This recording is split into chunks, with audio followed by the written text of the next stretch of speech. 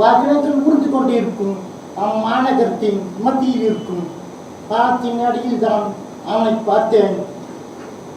வெறுத்த கண்கள், பொய்திமண் பொடிந்த ஆடைகள், கழுத்தில் தூங்கும் சன்னீர் குப்பி, மொத்தத்தில் நகரத்தின் மத்தியில் ஒரு காட்டுவாசியை போலிருந்தான். எதிரில் இருந்த யூசுப் ஹோட்டலில் முட்ட பிரியாணி தின்று முடித்தவனாய், பாலத்தின் அடியில் உச்சப்போக வந்தவனாய் பார்த்து விட்டு இருப்பான் போது கைகள் சகி காட்டி அழைத்தான். சென்றேன். தன் கையில் இருந்த பெரிய போட்டாளத்தை அவிழ்த்து காட்டினான். 3 புத்தகங்கள் இருந்தன. முதலாவது புத்தகத்தை பார்த்தேன். ஆண்டன் செத்தோவின் ஆண்ட்ராய்டு கவிதைகள். இரண்டாவதாக பிரடெக்ட் நீட்ஸவின் சிலந்திகள் பின்னாத ஜியோவில் சிக்கியவன். மூன்றாவதாக திண்டுக்கல் ஜஸ்டின் கோசாவின் திண்டுக்கல் ஜஸ்டின் கோசாவின் கவிதை எழுதும் கொசுக்கள்.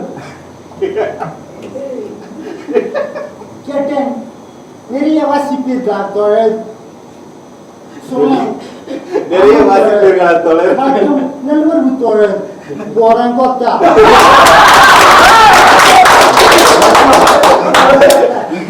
எனக்குதான் தெரியும். நம்ம நின்று தெரியும் தானா?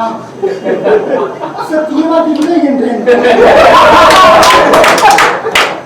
கேட்டான், பொய் சொல்லாது.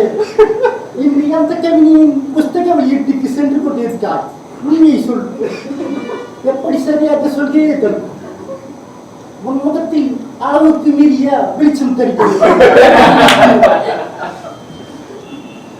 சரி, தாங்கள் இங்கே என்ன செய்து கொண்டிருக்கிறீர்கள்? பாலத்தின் மேல் இருந்து விழுகிற எச்சில் மழைகளை அருந்துகிறேன்.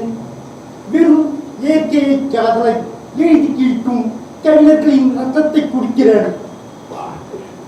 புரியா? என் கவிஞர்களை பிடிக்காதா? அவர்கள் இந்த பூமியை மயக்கத்தில் வீழ்த்தும் மண்டக்கன் சக்கர். சரி, தாங்கள் என்ன அழைத்த காரணம்? அசப்பில் நீயும் அவற்றை போலவே தெரிகிறார். வராதே. வந்தால் நீயும் இதோடு 37வது கவிஞராக கருதப்பட்டு புலப்பட்டு ஓடிவிடு. கலந்தேன். சற்று நேரத்தில் நண்பன் ஜஸ்டினின் குறுஞ்செய்தி வந்திருந்தது. ஏடா சஜோ, இப்பெல்லாம் கவிதை எழுதுறது இல்ல. கவுகத்திக்கு சென்றிருந்தேன். நாகோனின் புத்து பிச்சையிடமிருந்து நாய்களின் மொழியை கேட்டுக்கொண்டேன். மூக்கில் அடியை ஒத்ததானா பழங்கால பேருந்து ஒன்றில் ஏறி ஊக்கிலேயே நெருங்கும் சமயம் மனதிற்குள் உச்சரித்து மறுபடியும் சரிபார்த்துக் கொண்டேன்.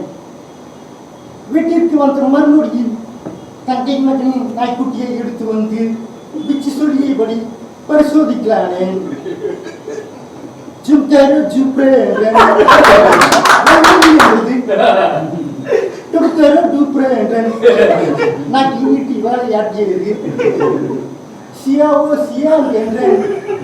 குழந்தை போல குட்டிக்கரணம் அடித்தது.